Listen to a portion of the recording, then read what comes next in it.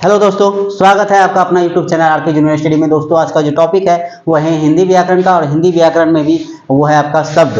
दोस्तों आज मैं आपको शब्द के बारे में बताऊंगा कि शब्द किसे कहते हैं या शब्द के कितने प्रकार होते हैं, ये सब मैं आपको बताने वाला हूं। दोस्तों इससे पहले मैंने आपको बताया था भाषा किसे कहते हैं, वर्ण किसे कहते हैं। अगर आपको ये वीडियो देखना है तो हमारे वीडियो में फिर लास्ट वाला वीडियो में जाकर देख सकते हैं आप आराम से इस वीडियो को।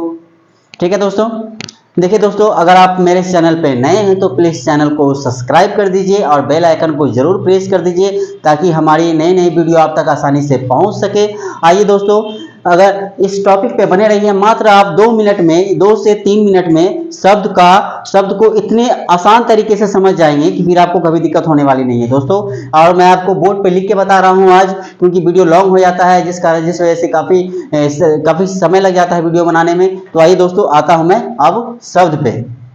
तो सबसे पहले शब्द किसे कहते हैं, तो सिंपल सी भाषा में शब्द के बहुत प्रकार के डिफिनेशन होते हैं। तो सिंपल सी भाषा में वर्णों के सार्थक समूह को क्या कहते हैं, शब्द कहते हैं।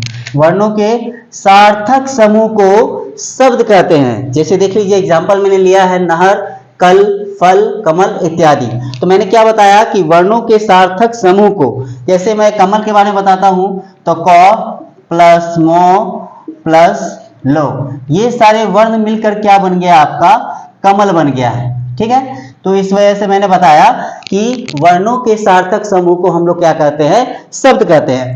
ठीक है, और शब्द कितने प्रकार के, अब देखिए शब्द के भेद, हम लोग शब्द के भेद जो पढ़ेंगे वो 4 तरह से पढ़ेंगे। पहला आपका हो गया अर्थ के आधार पर, उसके बाद रचना के आधार पर, उसके बाद उत्पत्ति के आधार पर, और उसके बाद रूपांतर के आधार पर। इन चारों के बारे में पढ़ेंगे। और सबसे पहला जो है अर्थ के आधार पर, तो आइए हम अर्थ के आधार पर जान लेते हैं कि अर्थ के आधार पर शब्द के कितने भेद होते हैं। तो अर्थ के आधार पर शब्द के 2 भेद होते हैं। वो क्या होता है कि पहला शब्द है हो गया आपका सार्थक शब्द, और दूसरा हो गया आपका निरर्थक शब्द। सार्थक शब्द उसको कहते हैं जिसका कोई अर्थ हो, उसे हम लोग सार्थक शब्द कहते हैं। ठीक है ना। और निरर्थक शब्द उसको कहेंगे जिस शब्द का कोई अर्थ ना हो, उसे हम लोग निरर्थक शब्द कहते हैं। जैसे देख लीजिए, अर्थ के आधार पर शब्द के 2 प्रकार होते हैं या फिर 2 भेद होते हैं। पहला हो गया सार्थक शब्द। सार्थक शब्द किसको कहेंगे, वैसे शब्द जिसका निश्चित अर्थ होता है उसे सार्थक शब्द कहेंगे। जैसे कमल, हमें पता कमल के, जैसे कमल, मैं कमल बोलता हूं तो कहीं ना कहीं लगता है कि नहीं कमल का फूल है आपके पास। नहर जो है उसके कहीं ना कहीं आपको लग रहा होगा कि ये बांध है, नहर है। ठीक है ना। इसी प्रकार से जिसका कोई अर्थ हो, जैसे मान लीजिए घर ही ले लीजिए, तो पता चलता है कि नहीं ये घर है। ठीक है ना, तो हमको पता चल रहा है कि इसका कोई अर्थ है। ठीक है ना। और दूसरा आ गया आपका निरर्थक शब्द, वैसे शब्द जिसका कोई अर्थ ना हो, जिसका कोई भी अर्थ ना हो, उसे हम लोग कहेंगे निरर्थक शब्द कहेंगे।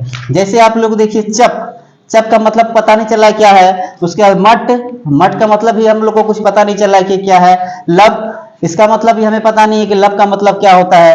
तो इसी प्रकार से जिस शब्द का कोई भी अर्थ ना हो, उसे हम निरर्थक शब्द कहते हैं। तो ये दोस्तों, ये था आपका अर्थ की दृष्टि से शब्द 2 प्रकार के होते हैं। उसी प्रकार से दोस्तों क्रमबद्ध तरीके से मैं दूसरा टॉपिक में आऊंगा, मैं रचना के आधार पर, उत्पत्ति के आधार पर और रूपांतर के आधार पर। दोस्तों ये था आज का टॉपिक अर्थ के आधार पर। नेक्स्ट वीडियो के लिए आप हमारे साथ प्लीज चैनल पे बने रहिएगा। तब तक के लिए थैंक यू।